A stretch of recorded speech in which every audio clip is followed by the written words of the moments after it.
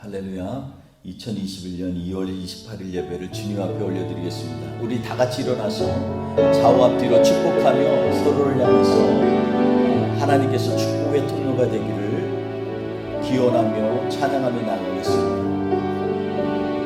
서로 인사하며 찬양합니다. 주님이 사랑이, 주님의 사랑이 당신을 통해 온 세상 가운데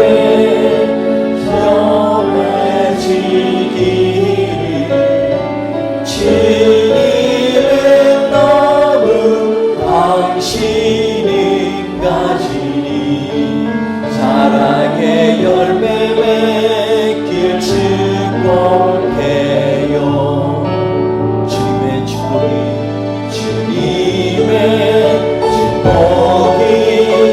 당신을 통해 온 열방 가운데 들어가기를 주님은 너무 당신을 가지니 사랑의 열매 맺길 축복해요. 주님의 축복이 당신을 통하여 주님의 축복이 당신을 통해 온 열방 가운데 흘러가기를 주님은 너무 당신을 가지니 사랑의 열매 맺길 축복해요.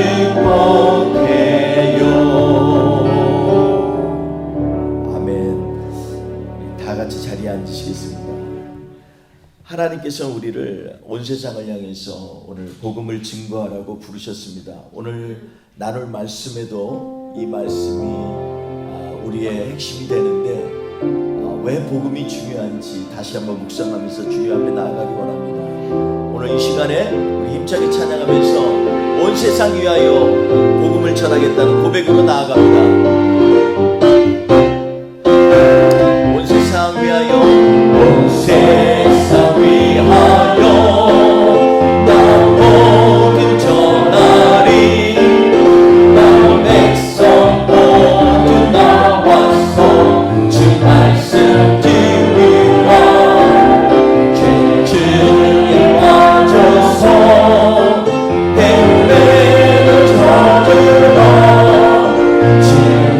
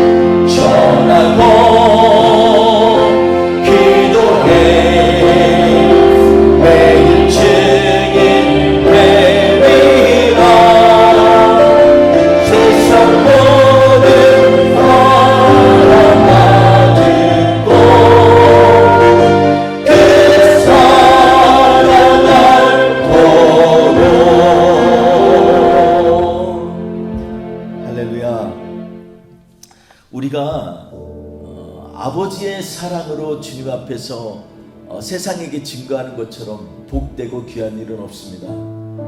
우리가 주님 앞에서 하나님의 부르심에 합당한 자리에 서며 하나님께서 우리에게 원하시는 자리에 쓴다라는 것처럼 의미 있는 일은 이 세상에 없습니다. 우리가 그러므로 이 시간에 하나님이 우리를 주님의 몸된 성전으로 부르신 것에 감사하면서 같이 찬양하며 나가기 원합니다. 우리 교회여 일어나라 이 찬양하면서 하나님 앞에 간절히 나가기 원합니다. 아멘. 교회여 일어나라 주께서 부르시니 두려운 날 집에 내려놓고 교회여 일어나라 교회여 일어나라 교회여 일어나라 주께서 보내시니 우리 부르신 삶의 자리에서 교회여 일어나라 우리는 세상의 빛 우리 세상의 빛 하나님의 편지 주의 교회 등에 세상의 증거리라 일어나라 아버지 사랑으로 아버지 능력으로 서로 하나 되어 그 빛을 비추라 노래하라 아버지의 사랑을 아버지의 크심을 이 삶의 노래로 주님을 나타내라 일어나라 우리 이 시간에 한 번 더 힘차게 찬양합니다. 교회여 일어나라 주께서 부르시니 두려움과 심해 내려놓고 교회여 일어나라 교회여 일어나라 교회여 일어나라 주께서 부르시니 우리를 부르신 삶의 자리에서 교회여 일어나라 우리는 세상의 빛입니다. 우리 세상의 빛 하나님의 편지 주의 교회 통해 세상이 흐를 보리 일어나라 아버지 사랑으로 아버지 능력으로 서로 하나 되어 그 빛을 비추라 노래하라 아버지의 사랑을 아버지의 크심이 이 삶의 노래로 주님을 한번 더 일어나라 아버지 사랑을 아버지 능력으로 아버지 능력으로 서로 하나 되어 그 빛을 비추리 노래하라 아버지의 사랑을 아버지의 크심이 이 삶의 노래로 주님을 나타내려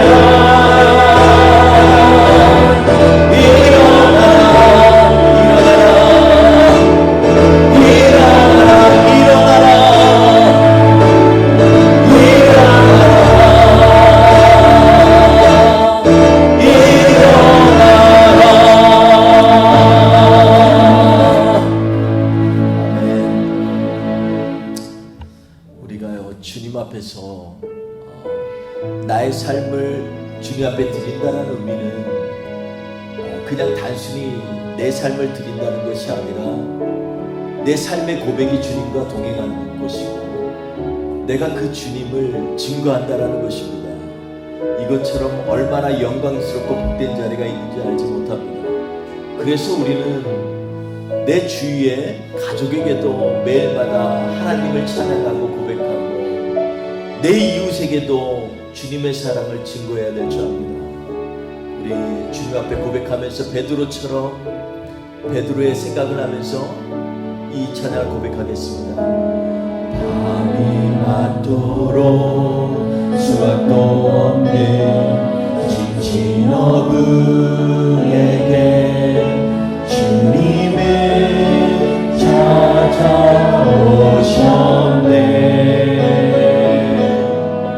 깊은 바다로 난 나아가 그물을 던져라.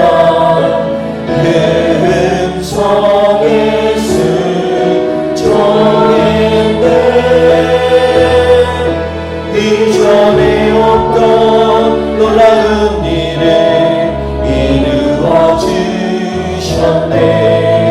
주님 오늘도 그때와 같이 우릴 찾아오시네. 내가 너희로 사랑을 낳는 어른에게 하리. 저 죽어가는 영혼 살리리. 내가 너희로 사랑을 낳는 어른에게 하리. 사람을 살리니 어분. 주님 오늘도 말씀하시네. 그들을 던져 죽어가는 영혼 살리라. 보잘것없는 내게 주시는 그 음성을 듣네. 그 음성에 순종하리. 닫혀있던 상한 영혼을 일으켜 주셨네. 주님 오늘도 나를 통하여 그 일 행하시네. 내가 너희를 사랑을 낳는 어른에게 하리. 저 죽어가는 영혼 살리리. 내가 너희로 사랑을 낳는 어른에게 하리. 사랑을 살리니 어른. 이 시간에 통성으로 기도할 텐데, 하나님, 베드로처럼 주님의 부르심에 합당한 자리에 서기를 원합니다. 주님 앞에서 주께서 내가 너를 사람 낚는 어부라고 하실 때 그 말씀에 순종하여 믿음으로 주님의 말씀을 따라가는 베드로처럼 이 시간에 우리의 삶 가운데 주님 역사하여 주셔서 매일마다 주를 증거하는 사람 되게 하옵소서. 우리 통성으로 기도합니다. 할렐루야. 하나님 아버지 감사합니다. 하나님 아버지, 우리가 정말로 주님 연약할 때 하나님 우리를 부르셔서 하나님의 자녀 삼으시고 제자로 부르셔서 주의 복음을 나누게 하시니 감사합니다. 이 시간에 하나님 아버지 주 앞에 기도하며 나아갈 때 우리 교회로 하여금 하나님의 복음을 증거하는 자리에 서게 하여 주시옵소서. 우리 같이 주님을 찬양합니다. 밤이 맞도록 수완도 없는 진진 어른에게 주님은 찾아오셨네. 깊은 바다로 너는 나아가 그들을 던져라. 그 음성에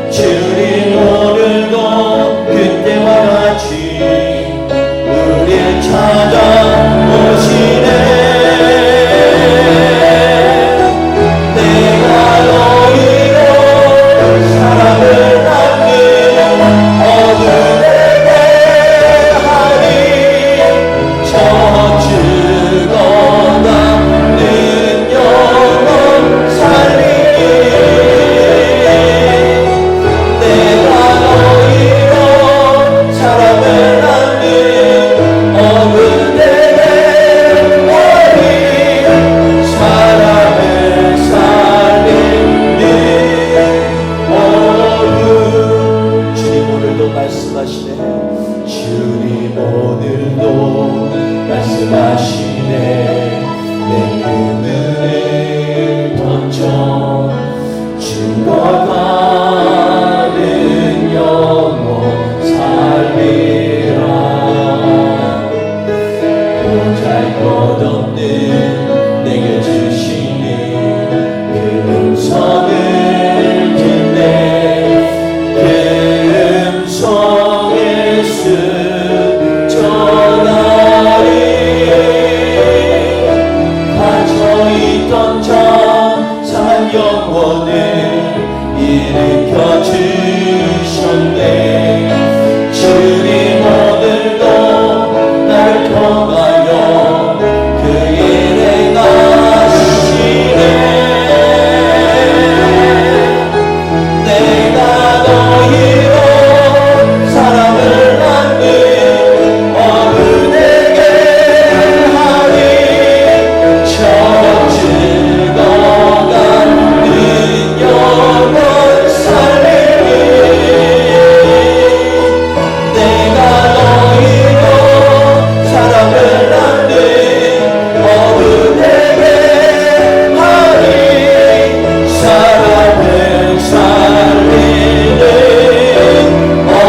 내가 너희로 사랑을 낳는 내가 너희로 사랑을 낳는 어른에게 하리 저거 죽어가는 영혼 살리리 내가 너희로 사랑을 낳는 어른에게 하리 사랑을 살리는 어른 사랑을 살리는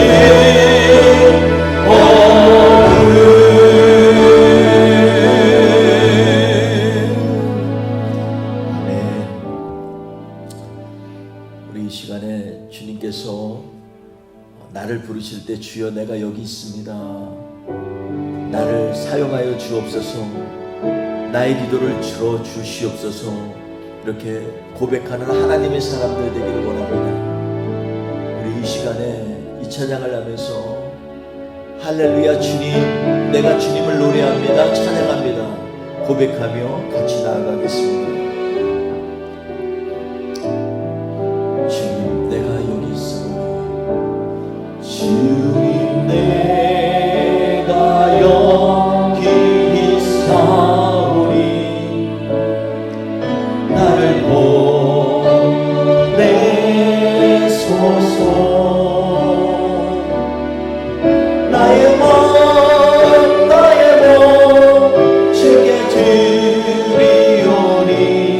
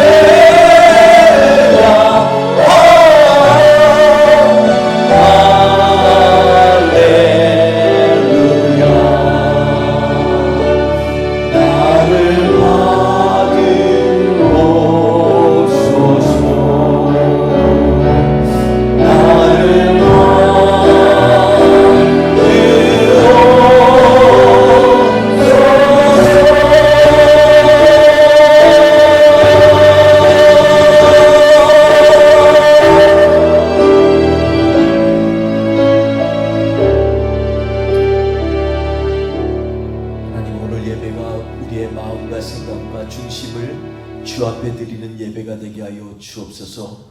주님 앞에 나아가는데 우리의 삶에 방해가 있었다면 이 시간에 먼저 주 앞에 회개하게 하여 주시고, 오늘 예배를 드릴 때 주님 앞에 나아가는 종처럼 마음을 다하고 정성을 다하고 주님을 경배하여 주님을 찬양하여 주님을 높여드려 이 시간을 귀하게 만들어 주옵소서.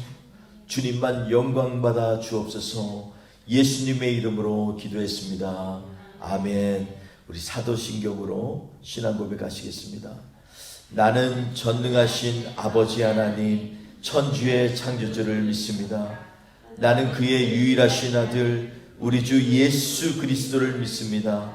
그는 성령으로 잉태되어 동정녀 마리아에게서 나시고 본디오 빌라도에게 고난을 받아 십자가에 못 박혀 죽으시고 장사된 지 사흘 만에 죽은 자 가운데서 다시 살아나셨으며 하늘에 오르시어 전능하신 아버지 하나님 우편에 앉아 계시다가 거기로부터 살아있는 자와 죽은 자를 심판하러 오십니다.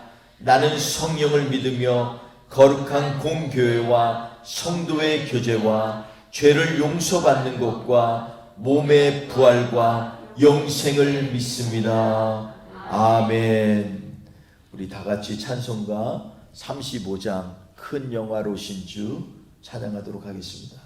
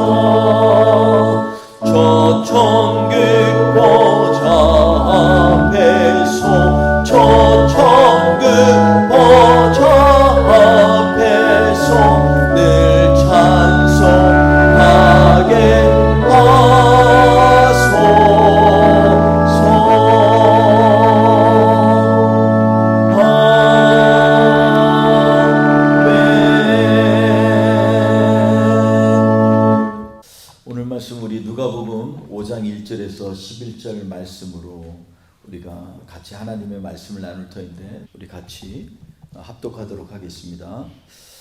무리가 몰려와서 하나님의 말씀을 들을새 예수는 게네사렛 호숫가에 서서 호숫가에 배 두 척이 있는 것을 보시니 어부들은 배에서 나와서 그물을 씻는지라.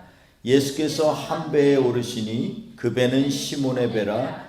육지에서 조금 떼기를 청하시고 앉으사 배에서 무리를 가르치시더니 말씀을 마치시고 시몬에게 이르시되 깊은 데로 가서 그물을 내려 고기를 잡으라.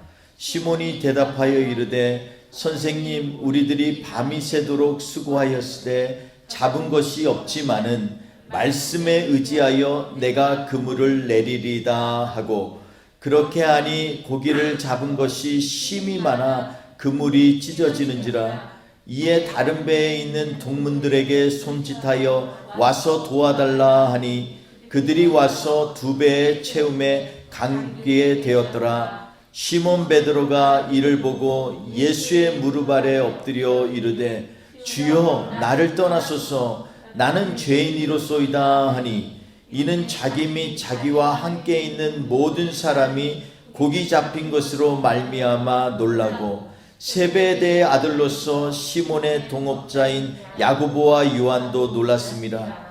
예수께서 시몬에게 이르시되 무서워하지 말라, 이제후로는 내가 사람을 취하리라 하시니 그들이 배들을 육지에 대고 모든 것을 버려두고 예수를 따르니라. 아멘.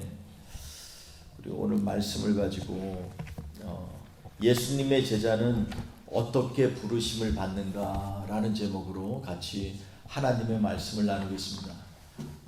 예수님의 제자라는 말처럼 성경에서 정말로 강조되고 중요한 그러한 어휘는 없습니다.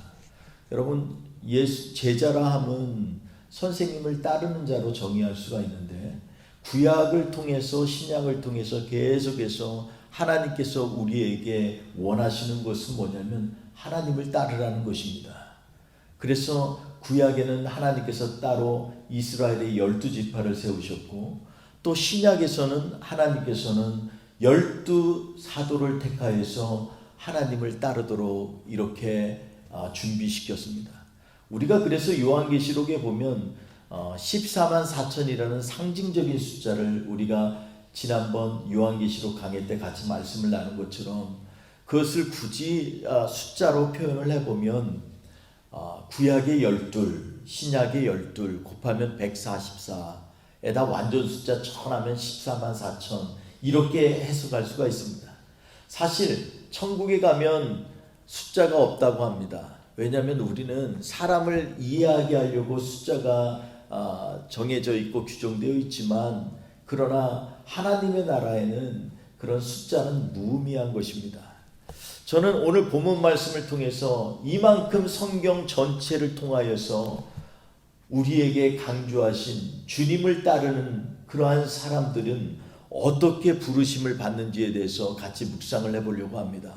우리가 주님을 따르는 것에 대해서는 다들 동의하고, 주를 우리의 예수를 개인의 구주로 영접하고, 그리고 그분을 따라서 우리가 영원한 생명에 들어가기를 바라며 이 땅에서 신앙생활을 하는데, 그럼에도 불구하고 오늘 말씀 가운데 예수님께서 우리에게 원하시는 제자의 삶의 부르심은 무엇인지를 확인하지 아니하면 막연히 따라갈 수는 없지 않습니까? 막연하게 나는 예수 믿어 이렇게 얘기하는 것은 세상 사람들에게나 하나님 앞에 고백을 할 때 사실은 커다란 의미가 없을 수도 있습니다. 왜냐하면 예수님을 따른다라는 것은 매 순간 매 인생마다 주님이 원하시는 말씀을 우리가 듣고 귀 기울여 따르는 것과 마찬가지이기 때문에 그렇습니다. 아브라함이, 믿음의 조상 아브라함이 갈대아 우르를 떠나서 하나님이 지시한 땅으로 갈 때 매일마다 하나님의 말씀을 따라갔다라고 얘기하고 있습니다. 하나님께서 가라고 하면 가고, 스톱하라고 하면 하고, 동으로 둘러 가라고 하면 가고, 또 북쪽으로 휘둘러서 지나가라고 하면 가고, 그러한 삶이 바로 아브라함의 삶이었다는 것입니다. 이처럼 예수님을 따르는 삶처럼 교회에 있어서 가장 중요한 덕목은 없습니다. 교회에서 아무리 인격이 훌륭하고 그리고 아무리 주님 앞에 헌신을 했더라도 우리 주 예수님을 따르지 아니한다면 그것은 자기 과시고 자기 자랑일 수밖에 없습니다. 그러므로 우리는 일평생 사는 동안에 늘 초점을 맞춰야 될 것은 어떻게 하면 주님을 따를 것인가 하는 것입니다. 오늘 이 말씀을 통해서 우리는 같이 하나님께서 우리에게 주시는 그러한 놀라운 메시지를 같이 나누기를 원합니다. 오늘 본문에 나오는 게네사렛 호수는요, 이스라엘의 전략적인 요충지입니다. 그들의 이스라엘 백성들의 생활과 경제에 아주 크게 영향을 주는 그러한 중요한 지역입니다. 사실 이스라엘을 관통하는 젖줄과 같은 요단강의 물줄기가 바로 이 게네사렛 호수로부터 시작되고요. 그 주변에는 많은 그러한 곡식과 그리고 열매들을 추수하고 과일을 채취할 수 있는 그러한 여러 가지 땅들, 옥토가 많이 자리 잡고 있습니다. 신약 시대에 와서 갈릴리 바다라고 불릴 정도로 그 크기가 커가지고 길이가 약 20km, 넓이가 약 13km 되는 아주 큰 호수이기도 합니다. 얼마나 크면 바다라고 이렇게 얘기를 하겠습니까? 로마 사람들에게는 또 디베랴 바다라고도 불리어졌는데 이 지중해보다 더 낮은 해저 207m에 위치하고 있습니다. 이 말을 다시 얘기하면 바닷물보다 200m 이하로 낮은 곳에서 흐르는 물이라는 것입니다. 얼마나 대단합니까? 저는 이 세상 강들 중에서 이 바다보다 200m, 400m 낮은 곳에 있는 것은 제가 잘 들어보지 못했습니다. 저는 이스라엘 백성을 하나님께 택하실 때부터 참 어떻게 지역을 이렇게 만드셨을까 하는 의아함도 있습니다. 그래서 이스라엘 백성들은요, 사는 곳도 낮은 곳에서 살아요. 얼마나 참 은혜가 되는지 알 수가 없습니다. 그래서 나중에 이 요단강을 쭉 지나서 사해까지 가면요, 얼마나 더 낮아지냐면 약 해저 400m에 이르게 됩니다. 그러니까 바닷물보다 400m 밑에 흐르는 이 물줄기가 바로 요단강이라는 것입니다.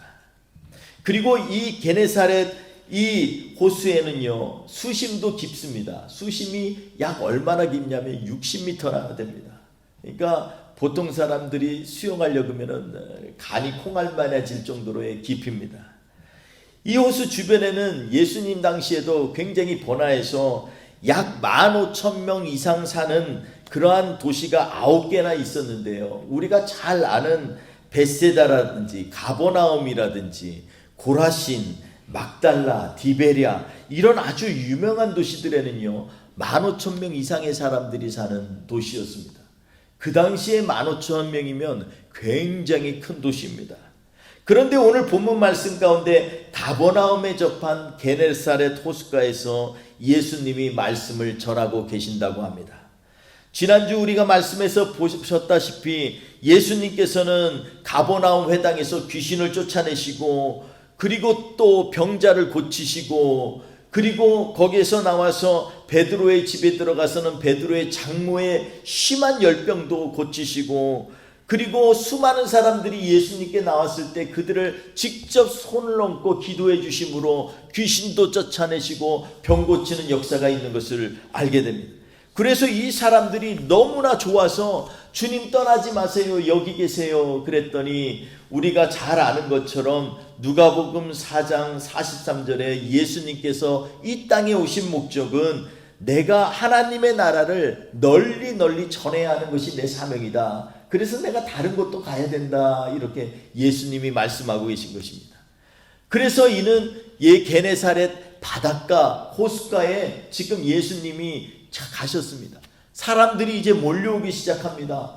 앞에서 말씀드린 것처럼 큰 도시들이 그곳만 해도 9개나 있었고 또 요단강 건너편 쪽에 가보면 데카볼리라 그래서 10개의 아주 웅장한 도시들도 있었습니다. 온 사방에서 예수님에 대한 소문을 듣고 사람들이 몰려오기 시작했습니다. 처음에는 예수님의 권위 있는 말씀에 이끌려서 갈급한 사람들이 예수님에게 몰려왔습니다. 그들이 하나님의 말씀을 듣고 병고침을 받으며 귀신들이 쫓겨나가는 놀라운 역사를 경험했기 때문에 사람들은 점점 더 그 수가 더하여졌습니다. 이런 가운데 오늘 본문 말씀에는 사람들이 하나님의 말씀을 듣고자 게네사렛 호숫가에 계시는 예수님께로 몰려 나왔다라고 말씀하고 있습니다. 그 수가 너무 많아서 예수님이 마땅히 말씀을 전할 자리도 찾지 못하고 있고, 그래서 어떻게 할까 하던 중에 호숫가에 배 두 척이 지금 정박해 있고, 그리고 그 배는 고기잡이를 마치고 호숫가에 이렇게 세워놓은 그 어부들이 이 육지에 가서 그물을 청소하고 정리하고 있는 상태에 있었는데, 이 중에 어부 가운데 시몬이라고 하는, 다시 우리가 잘 알고 있는 베드로가 있었습니다. 그에게 예수님은 부탁을 합니다. 육지에서 조금 더 이 배를 띄워주면 내가 말씀을 전하겠는데 그렇게 할 수 있겠나? 그랬더니 이 베드로가 그 말을 듣고 순종을 하는 상황을 보게 됩니다. 사실 시몬 베드로는요, 예수님의 제자가 되기 이전에 적어도 3번을 예수님과 만난 것이 성경에 기록되어 있습니다. 처음번엔 요한복음 1장 36절에 언급한 것 같이 이 세례 요한이 예수님을 보라, 세상 죄를 지고 가시는 하나님의 어린 양이라고 증거하자 예수님을 쫓는 세례 요한의 제자였던 안드레가 자신의 형제인 시몬 베드로에게 예수님을 만났다고 와서 보라고 증거하면서 붙잡고 가는 장면이 나옵니다. 요한복음 1장 42절에 안드레가 예수께서 그를 데리고 예수께로 갔더니 예수께서 보자마자 이렇게 말씀하십니다. 내가 요한의 아들 시몬이지만 장차 게바라고 하리라. 게바라는 말은 베드로의 히브리어 번역 말입니다. 그래서 이 예수님께서는 처음 만나자마자 이 베드로를 미리 아신 것처럼 작정하고 그의 이름조차도 고치면서까지도 그를 하나님의 제자로 이끌려고 하셨다는 것을 보게 됩니다. 두 번째 성경에 기록된 만남은 누가복음 4장 38절에서 39절에 보면 가버나움 회당에서 가르치시고 놀라운 역사를 일으키시고, 그리고 나와서 바로 어디로 갔냐면 시몬의 집에 들어가신 사건이 나옵니다. 여러분, 그냥 모르는 사람의 집에 생뚱맞게 그냥 들어가겠습니까? 그런데 이곳에 들어갔다는 얘기는 시몬 베드로가 이미 지난 요한복음 1장에서 나눈 것처럼 안드레 동생을 통해서 예수님을 알게 된 이후에 그래도 계속적으로 관심을 갖고 있었고, 가버나움에 올 때마다 예수님을 만나고 그 말씀을 들었다라는 것을 우리는 간접적으로 이해할 수 있겠습니다. 그런데 거기에 보니까 시몬 베드로의 장모가 심한 열병으로 누워 있어서 생사를 지금 앞두고 갈림길에 서 있는데 예수님께서는 그곳에서 열병을 꾸짖어서 나가게 하시는 장면이 나옵니다. 그리고 본문이 예수님과의 3번째 만남을 오늘 기록하고 있습니다. 오늘 본문에서 예수님이 게네사렛 호숫가에서 이 예수님이 베드로를 만나 주셨다라는 것입니다. 이상의 성경에 기록되어 있는 예수님과 베드로의 만남을 통해서 우리는 몇 가지 둘 사이 어떠한 만남을 갖고 있는지 상상하고 유추해 볼 수 있겠습니다. 먼저 예수님과 베드로의 만남은 그냥 단순한 만남이 아니고 예수님께서 제자로 부르시기 위하여 이미 선택한 사람이라는 것입니다. 처음 만나실 때부터 예수님은 그를 개발하고 하셨고 그에 맞는 사명을 주실 것을 예언하셨습니다. 그리고 마태복음 16장 17절에서 19절의 말씀을 보면 그에 상응한 복도 주시고 권세도 주셨습니다. 마태복음 16장 17절 이하에 보니까 바요나 시모나, 바요나라는 것은 요나의 아들아 라는 얘기입니다. 바요나 시모나 내가 복이 있도다. 베드로가 주는 그리스도시요 살아계신 하나님의 아들이니이다 이렇게 고백하니까 이렇게 복이 있다 말씀하십니다. 이를 알게 한 이는 혈육이 아니고 하늘에 계신 내 아버지 하나님께서 알게 하셨다라는 것입니다. 그리고 또 내가 너에게 이르노니 너는 베드로라. 여기서 베드로라는 이름을 주십니다. 내가 이 반석 위에 내 교회를 세우리니 음부의 권세가 이기지 못하리라. 권세를 주시는데 음부의 권세도 감히 이길 수 없는 권세를 주신다고 합니다. 내가 천국 열쇠를 내게 주노니 내가 땅에서 무엇이든지 매면 하늘에서도 매일 것이요 땅에서 무엇이든지 풀면 하늘에서도 풀리리라. 얼마나 엄청납니까? 이 고백의 핵심이 바로 천국 열쇠라는 것입니다. 주는 그리스도시요 살아계신 하나님의 아들이니이다. 이 고백이 얼마나 엄청난 위대한 고백이냐면 이것 때문에 이 예수의 이름으로 구하면 땅에서 매면 하늘에서도 매이고 땅에서 풀면 하늘에서도 풀린다라는 것입니다. 이처럼 예수님께서는 베드로를 택하셔서 그로 하여금 하나님의 말씀을 깨닫고 결단하도록 이끄셨다는 것을 우리는 알 수 있습니다. 또 한 가지가 있는데 그건 하나님의 말씀을 깨닫도록 지속적으로 말씀을 배우고 깨달을 수 있는 상황으로 예수님께서는 베드로를 이끄셨다라는 것입니다. 누가복음 4장 38절에 보면 예수께서 권위 있는 말씀으로 가르치시고 귀신을 쫓아내시고 회당에 나가서 시몬의 집에 들어가시니 이렇게 언급한 거 보면 그는 회당에서 예수님이 가르치실 때는 항상 그 옆에서 말씀을 듣는 자리에 있었던 것 같습니다. 아마도 동생 안드레를 통하여 예수님에 대하여 설명을 듣고 그리고 그가 만나보니까 이분의 말씀이 권위가 있어서 그는 유대교의 아주 존경받는 선생으로 예수님을 생각하고 받아들였습니다. 그래서 아마도 가버나움에 가실 때마다 예수님의 말씀 듣기를 사모하였고 하나님의 진리에 관한 관심도 더 깊어갔을 것입니다. 그 가운데 하나님의 능력을 경험하게 되었고 적어도 예수님만이 자신의 장모가 앓고 있는 열병에서 치료해 주실 분임을 확신했다고 우리는 성경을 통해서 볼 수 있습니다. 그러나 그가 경험한 예수님은요, 유대교의 정통한 선생님이었고 하나님의 영광을 나타낼 수 있는 엄청난 능력을 행한 하나님의 참 선지자라는 것, 그 생각, 거기까지가 베드로가 성경에 나타난 예수님에 대한 입장입니다. 그런데 오늘 자신의 일터인 게네사렛 호숫가에 오셔서 말씀을 전하시는 예수님을 또 만난 것입니다. 그리고 예수님께서 회중을 향해 말씀을 전하시기에 앞서서 배에서 나와 그물을 싣고 있던 베드로에게 자신을 육지에서 조금 떼어서 말씀을 전하실 수 있도록 도와달라고 요청하고 있는 장면이 나옵니다. 베드로는 비록 밤이 새도록 일을 하였지만 그러나 여태껏 예수님과의 관계를 생각하면 이 정도의 수고는 예수님을 위하여서 충분히 할 수 있다고 생각했을 수 있습니다. 그래서 힘들지만 말씀대로 배를 약간 바닷가에서 떼어 말씀을 전하실 수 있도록 하였습니다. 그리고 그 말씀을 들으며 예수님의 말씀에 종전에 기회가 있을 때마다 그랬던 것처럼 은혜를 받았을 것입니다. 한번 상상해 보십시오. 이 육지에서 배를 조금 띄웠습니다. 우리의 배처럼 막 통통배도 아니고 모터가 달린 배도 아니고 그리고 물에서 휩쓸려 가지 않도록 베드로가 아마도 노로 이렇게 배를 고정하려고 옆에서 있었을 것입니다.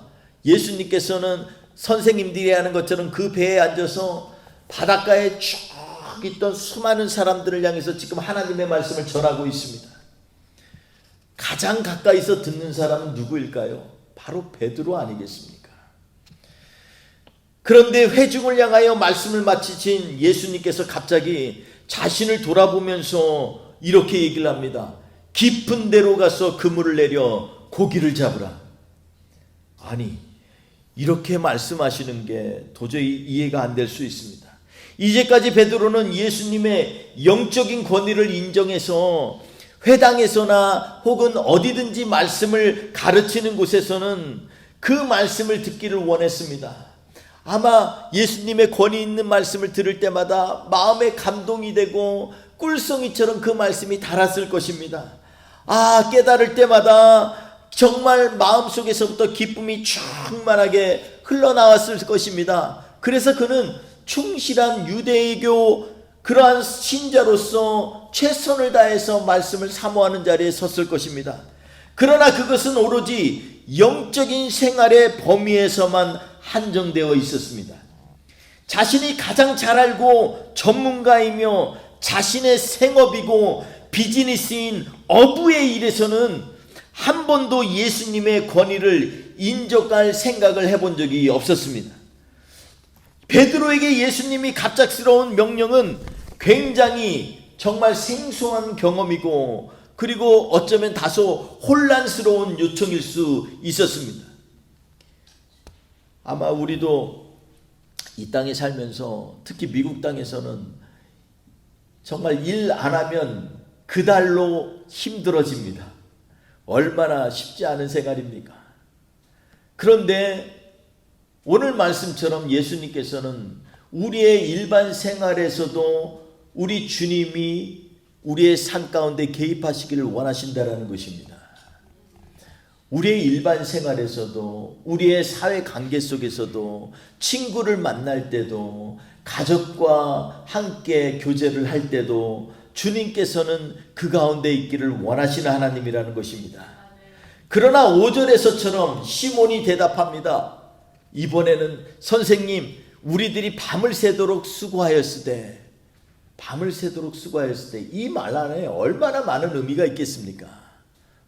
어부로서 뼈가 굵었습니다. 그를 바요나 시모나 이렇게 얘기한 걸 보면 그 집안 대대로 전통적으로 어부였을 가능성이 아주 큽니다. 그래서 그는 아마도 고기 잡는 데에 있어서는 그 누구의 그러한 이해나 도움도 필요 없는 전문가일 수 있습니다.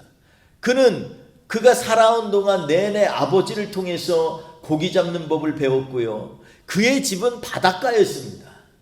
조금만 건너편에 있는 이 거라사 지방에서 돌풍이 일어나면 벌써 느낌이 딱 와서 오늘은 배 안 나가. 딱 느낌만 봐도 압니다.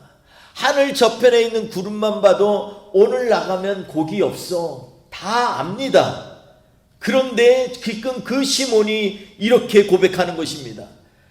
선생님이여 우리들이 밤을 새도록 수고했으되 잡은 것이 없지만은 저를 따라 한번 고백해 보겠습니다. 말씀에 의지하여 한 번만 더 말씀에 의지하여 내가 그물을 내리리이다. 네, 이렇게 그는 자기의 일반 생활에서조차도 처음으로 예수님의 주권을 인정하기 시작했습니다.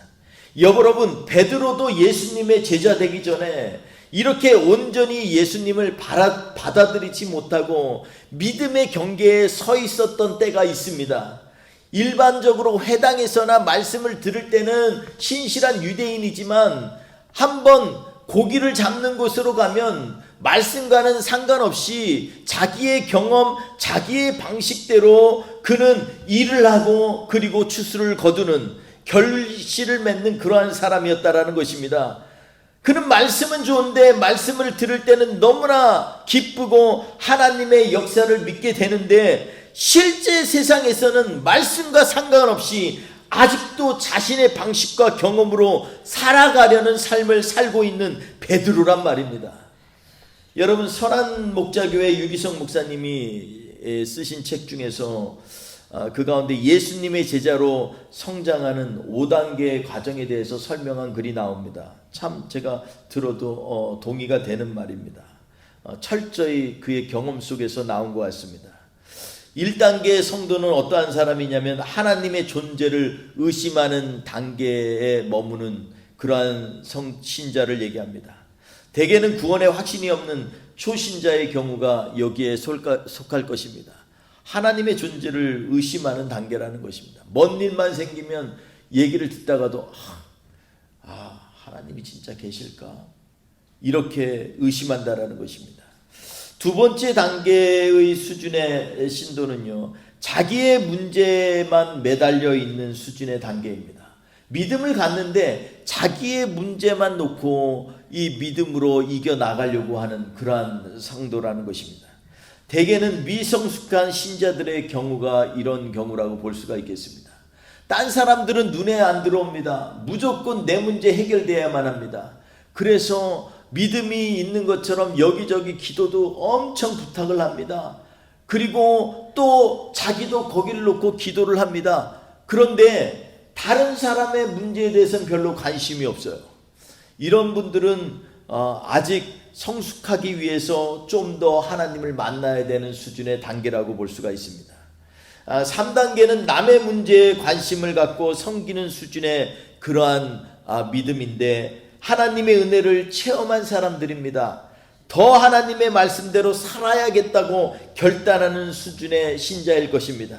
아마도 오늘 본문에 나오는 베드로는 이 3단계 수준의 그 언저리에 있는 영적 상태인 것 같습니다. 4단계 상태는 이제는 다른 사람을 영적으로 도울 수 있는 역량을 가진 성숙한 신앙인의 단계를 얘기할 수 있습니다. 이런 사람들은요, 삶의 우선순위가 아주 명확합니다. 하나님의 일과 사람의 일을 섞어 놓고 같이 해도 분명하게 무엇이 우선인지 깨닫고 실행할 수 있을 만큼의 영성을 소유한 사람일 것입니다. 마지막 5단계가 있는데 이것은 주님을 위하여서라면 순교도 할 수 있는 단계입니다. 이런 수준의 믿음을 갈라디아서 2장 20절에는 뭐라고 바울이 고백하였냐면, 내가 그리스도와 함께 십자가에 못 박혔나니 그러므로 이제는 내가 사는 것 아니요 오직 내 안에 그리스도께서 사신 것이라. 온전히 주님을 위하여 생명을 내놓을 수 있는 단계를 의미합니다. 본문 5절은 베드로가 아마도 위에서 언급한 3단계 수준에 들어가려는 상황을 묘사하고 있는 장면인 것 같습니다. 이제는 생활의 영역과 신앙의 영역을 구분해 온 본인의 삶의 태도를 버리고요, 말씀에 의지하여 생활해 보려는 그러한 결단을 하고 있는 것입니다.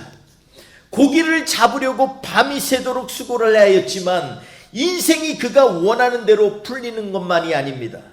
때때로 좌절하게 되고 허무하게도 되고 노력이 헛수고로 돌아가는 것을 수없이 경험했던 베드로입니다. 말씀대로 살면 손해볼 것 같고 세상에서는 안 통하는 것 같아서 내 방식대로 해보았는데 이제는 말씀을 의지해서 한번 살아보겠다는 것입니다. 지금 베드로는 예수님께 이렇게 말하고 있는 것입니다. 그렇다면 우리는 어떻게 예수님의 제자로 살 수 있겠는가? 우리도 고민해 봐야 되지 않겠습니까? 몇 가지 단계를 우리는 어떻게 예수님의 제자로 살 수 있을까? 첫째로는요, 본문 말씀처럼 깊은 데로 가야만 합니다. 베드로는 예수님의 말씀이 아무래도 가슴에 찌르는 것 같이 느껴졌을 것입니다. 깊은 데로 가서, 이 말을 예수님께서 베드로에게 할 때 하나님의 말씀을 들을 때는 잠시 즐겁고 믿음이 생기는 것 같았는데 항상 거기서 맴도는 자신에게 찔리는 말씀처럼 다가왔을 것입니다. 나는 과연 깊이 하나님의 말씀을 만나본 적이 있는가? 이것은 베드로의 고백이지만 우리의 고백이기도 하는 것입니다. 어떻게 보면 깊은 데로 가는 것이 고기를 많이 잡는 것과 무슨 상관이 있겠습니까? 이렇게 물어볼 수 있지 않겠습니까? 아니, 고기를 쉽게 잡을 수도 있는 밤에 잠 한숨 안 자고 물과 싸우면서 열심히 그물질을 하였는데도 고기를 못 잡았습니다, 주님. 그런데 이 대낮에 이미 아침에 와서 이제 지쳐서 깨끗이 손질해 놓고 이제 그물 정리하고 가서 잠 좀 청하려고 하는데 또 그 그물을 내리라니요. 예수님의 말씀과 도통 내 비즈니스가 연결이 안 됩니다. 우리도 세상을 살면서 세상 것과 하나님의 것을 구분해 놓을 때가 참 많이 있습니다. 주님 말씀 다 맞습니다. 너무나 좋은 말씀이고요, 내게 축복의 말씀인지도 압니다. 그런데 세상은 다릅니다. 세상 사람들의 방식대로 살지 않으면요, 이 세상에서 살아남기가 힘듭니다. 그러니까 교회에서는 하나님의 말씀대로 살겠지만 세상에서는 세상의 방식대로 살도록 그렇게 좀 이해해 주시면 안 되겠어요. 이렇게 세상에 맞추어 살면 그런 대로 사라집니다. 그러나 우리 인생에 있어 하나님의 영광을 맛보는 일은 결탄코 없을 것입니다. 베드로처럼 선생님이여 내가 밤이 맞도록 수고로이 그물질을 해서 고기를 잡은 것이 없지만 말씀에 의지하여 깊은 데로 가서 그물을 내리겠습니다. 이런 고백이 우리에게 있어야만 합니다. 그렇습니다. 말씀에 의지하여 깊은 데로 가야만 합니다. 우리 하나님께서 약속하셨으니 하나님의 뜻대로 말씀에 의지하여 믿음으로 세상 생활에 살아보아야 합니다. 6절에 보니까 그렇게 하니 고기를 잡은 것이 심이 많아 그물이 찢어지는지라 라고 기록하고 있습니다. 7절에 보니까 한 배로는 도저히 해결이 안 될 것 같았나 봅니다.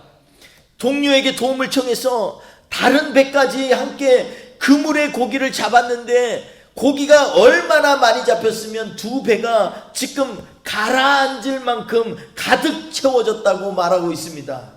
이전에도 이런 적이 없었고 이후에도 없었을 것입니다. 얼마나 많이 잡으면 고기가 얼마나 많아서 배가 가라앉겠습니까?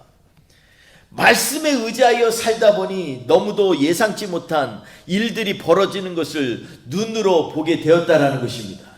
여러분, 우리가 주님의 일 하면요, 주님이 우리의 일 하십니다. 믿으십니까? 그러면요, 우리가 주님 앞에서 말씀에 의지하여서 내가 이 한 주 살아보겠다라는 그런 결단이 있어야 되지 않겠습니까? 세상에 나가면 세상 방식대로, 교회만 오면 교회 방식대로 사는 것, 어떻게 보면 덥지도 않고 뜨겁지도 않고 애매모호한 상황으로 자신을 몰 수가 있습니다. 이것이 계속 습관이 되면은요, 혼란이 와요. 아니, 내가 지금 세상을 섬기고 있는 건지 하나님을 섬기고 있는 건지, 주님을 더 귀하게 여기는 건지 물질을 더 귀하게 여기는 건지 혼돈된다라는 것입니다. 여러분, 그러므로 말씀에 의지하여 사는 우리가 되기를 주의 이름으로 축원합니다. 둘째로, 예수님의 제자는요, 자신의 경험과 방식보다 하나님께 우선순위를 두도록 부르심을 받았다라는 것입니다. 하나님께 우선순위를 두도록 우리를 부르셨다라는 것입니다. 베드로에게 있어서 생활에 가장 중요한 것은 배와 그물이었습니다. 배와 그물이 없으면 물고기를 잡을 수도 없고, 물고기를 잡지 못하면 생활의 근간이 무너진다고 믿기 때문입니다. 그런데 베드로는 지금 하나님의 말씀에 순종할 때 그물이 찢어지는 것 같고 배가 가라앉는 것 같은 경험을 하게 됩니다.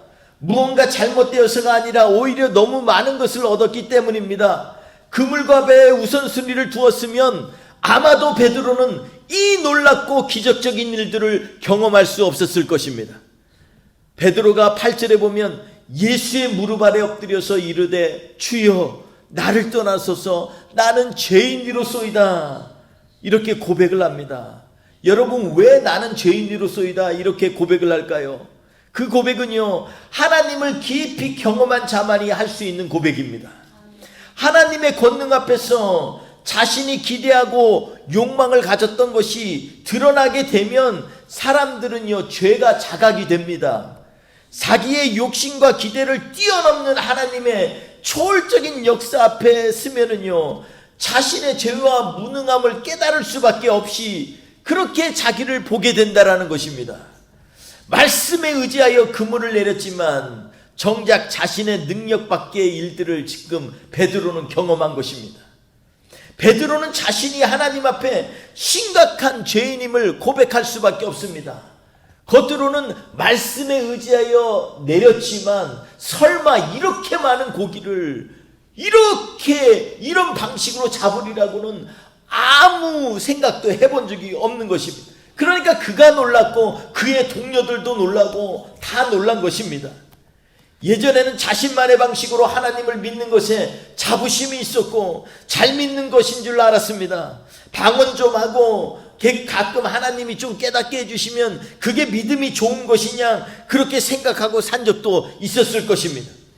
그런데 베드로가 배와 그물로만 잡을 수 있다고 철석같이 믿었다가 말씀에 의지하여 밤새도록 잡아도 없던 물고기가 그물에 가득 차고도 넘치는 믿을 수 없을 만큼 놀라운 사건 앞에 섰을 때 비로소 하나님의 방식과 지혜가 사람의 능력과 사람의 방식과는 비교가 안 된다는 것을 깨닫게 된 것입니다. 여러분, 그러므로 여러분에게 갖고 있는 배와 그물을 가지고서 우선순위를 두지 마십시오. 하나님이 부르실 때는 하나님께 우선순위를 두도록 부르셨다라는 것입니다.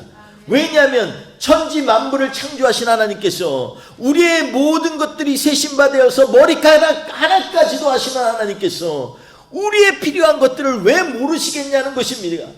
그래서 주님께서는 믿고 기도하라. 이 모든 것을 하나님께서 다 너에게 주실 것이다 말씀하고 계시는 것입니다. 또 한 가지가 있는데 예수님의 제자는요 사명의 부르심을 받습니다. 예수님을 깊이 만난 사람들의 특징이 뭡니까? 하나님으로부터 인생의 사명으로 부르심을 받는다라는 것입니다. 여러분, 제가 젊을 때만 해도 다들 특별히 은혜 받으면 다 신학교 가는 줄 알았습니다. 그러니까 사실은 지금 좀 안타까운 일이지만 신학생들이 얼마나 많고 목회자들이 얼마나 많은지 알 수 없습니다. 이것들은요 우리가 이 예수님의 사명에 대한 잘못된 이해에서부터 시작된다고 생각합니다. 요즘의 신학교 가는 세대하고는 다릅니다. 오직하면 저희 때만 해도 이 전도사가 목사가 이 신랑 순위 1위가 된 적도 있었습니다. 왜냐하면 다 가면 존경받고 편하게 지내는 줄 알아가지고 사모 되려고 하는 사람들이 너무나 많았어요. 그러니까 그런 사람들이 목회자가 되니까 지금 사실 우리 교회들이 위축되고 잘못되고 뭔가 왜곡되어지는 것 같은 그러한 상황에 놓인 것 아니겠습니까? 주님의 부르심의 사명에는요 이렇게 뭐 좋은 것으로 주님이 부르시지 않습니다. 주님이 부르실 때는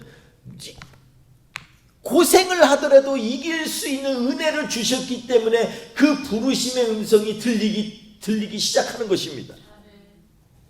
잘 먹고 잘 살으라고 주님이 부르시질 않아요. 은혜를 주시면 은혜를 감당할 수 있는 그러한 하나님께서 은혜로 감당할 수 있는 사역도 주시는 것입니다. 일도 주시는 것입니다. 눈에 보이게 하는 것입니다. 그래서 사람들만 보면 저 사람 하나님이 나한테 붙여주신 거 아니야, 이게 보이는 거예요. 사명을 받는 것은요 불편한 것입니다. 사실 사명 받는 건 특권이 아닙니다. 그렇기 때문에 하나님의 부르신 사람들은요 오히려 더 기도하고 더 금식하고 더 하나님 앞에 간절히 매달려야만 합니다. 그런데 사명에 대해서 잘못된 인식을 갖기 때문에 지금 현재 우리 교회들이 어려움을 당하고 있다는 생각을 저는 할 수밖에 없는 상황에 있습니다.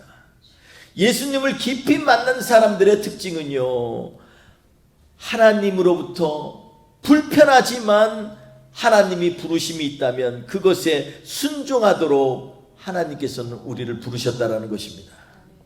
베드로는 이제 더 이상 고기를 낚는 어부가 아닙니다. 이제부터는 사람을 낚도록 부르심을 받았습니다.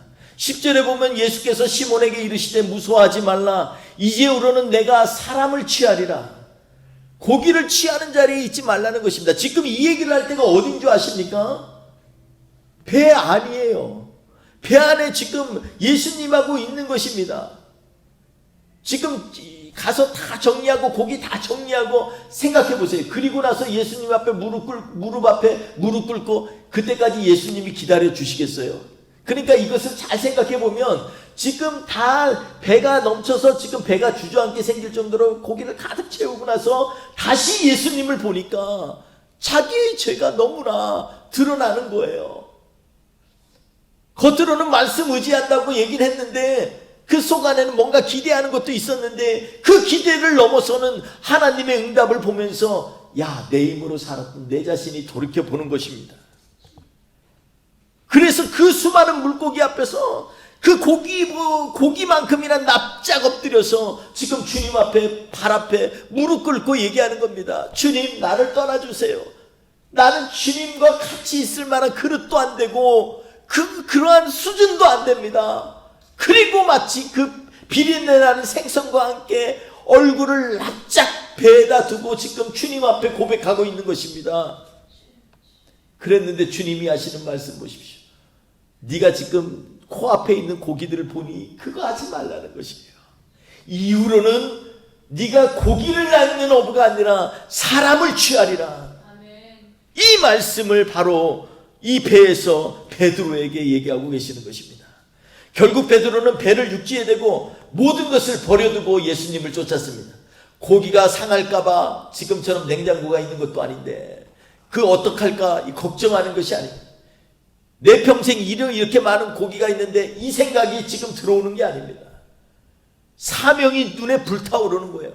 그래, 주님이 나를 부르셨다면 이제 내가 주님이 원하시는 일을 해야지. 그래서 모든 걸 버려두고 예수님을 쫓았다라는 것입니다. 모든 것을 버려두고 주님을 쫓는다는 것은 자신의 식솔들의 생계까지 하나님 앞에 맡기고 주님을 따른다는 것을 의미합니다. 여러분, 이것은 하나님의 일에 대한 가치를 몸속 깊이 이해하지 못하면 불가능한 것입니다. 하나님의 말씀이 얼마나 소중하고 주님이 나에게 있어서 얼마나 귀한 분인가를 깨닫지 못하면 이런 일은 불가능한 것입니다. 2000년 전에 배와 그물은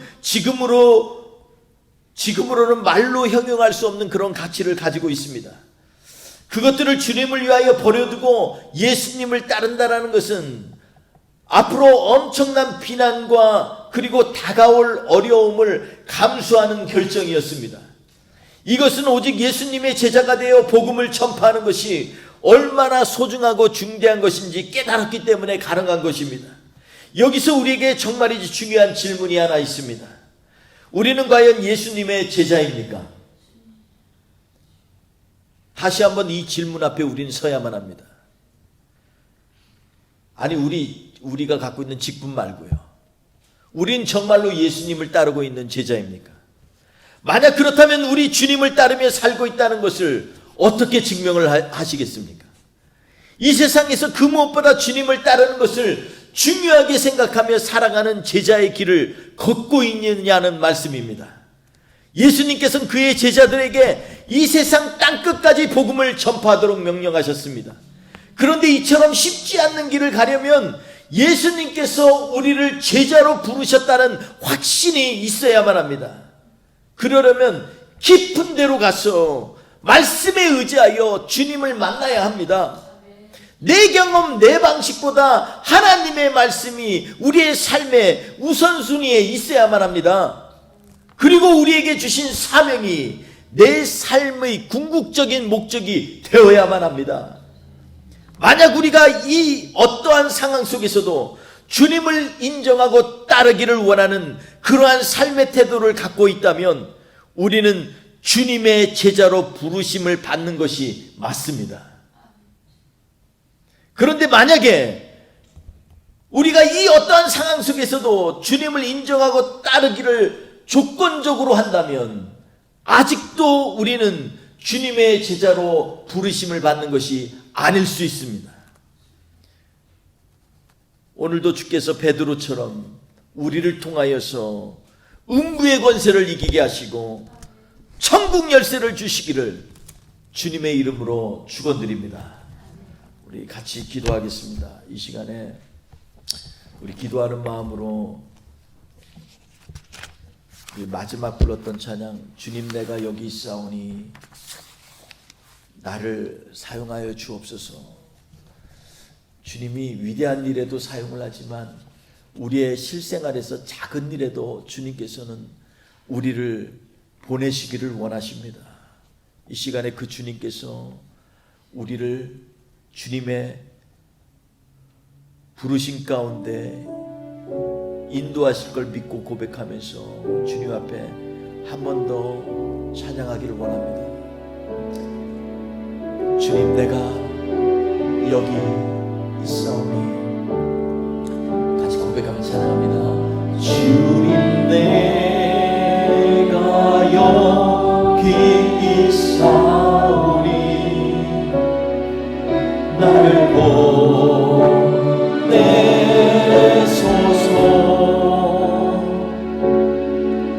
나의 맘 주께 드리오니 주 받으옵소서. 주님, 내가 여기 있사오니 나를 써주소서.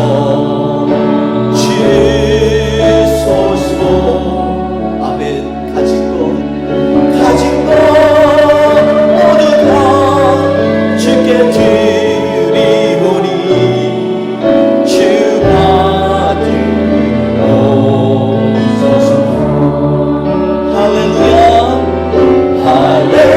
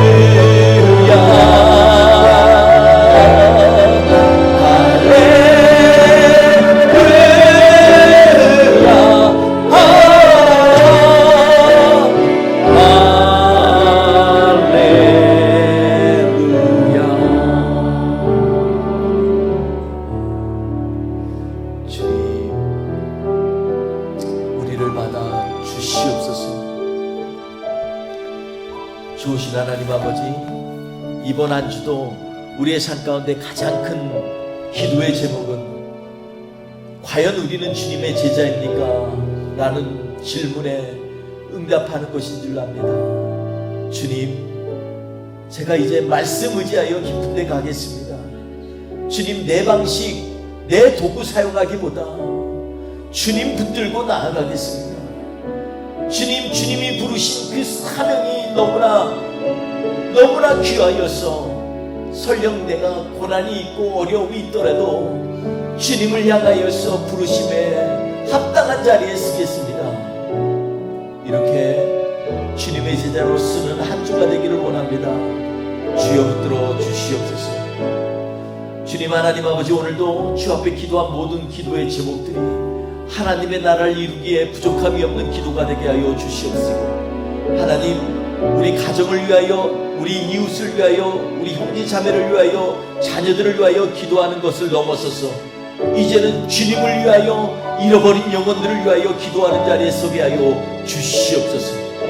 우리의 기도에 응답이 있게 하여 주시고, 이 한 주 동안도 주님의 놀라운 능력이, 주님의 놀라운 권세가, 주님의 놀라운 천국 열쇠를 주심이 우리의 삶을 통하여 경험되어지고 일하게 하여 주시옵소서.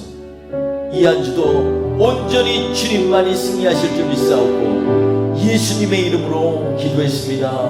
아멘. 지금은 우리 구주 예수 그리스도의 은혜와 아버지 하나님의 극진하신 사랑하심과 성령님의 동행하시고 역사하심이 이 시간에 하나님의 제자로 부르심에 합당한 자리에 서기 위하여 주님 앞에 결정하며 나아가기 원하는 주의 성도들 머리머리 위에, 그리고 애틀란타의 잃어버린 영혼 위에, 그리고 우리 뿌리 깊은 교회, 몸된 주님의 교회 위에 지금부터 영원토록 함께 하시기를 간절히 축원하옵나이다.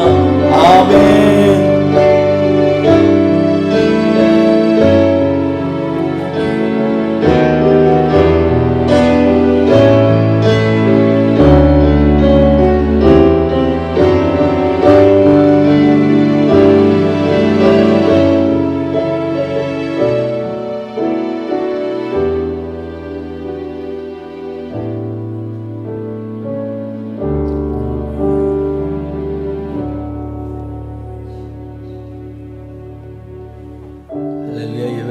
좋습니다. 우리 좌우로 앞뒤로 우리 고백하겠습니다. 주님의 부르심대로 삽시다.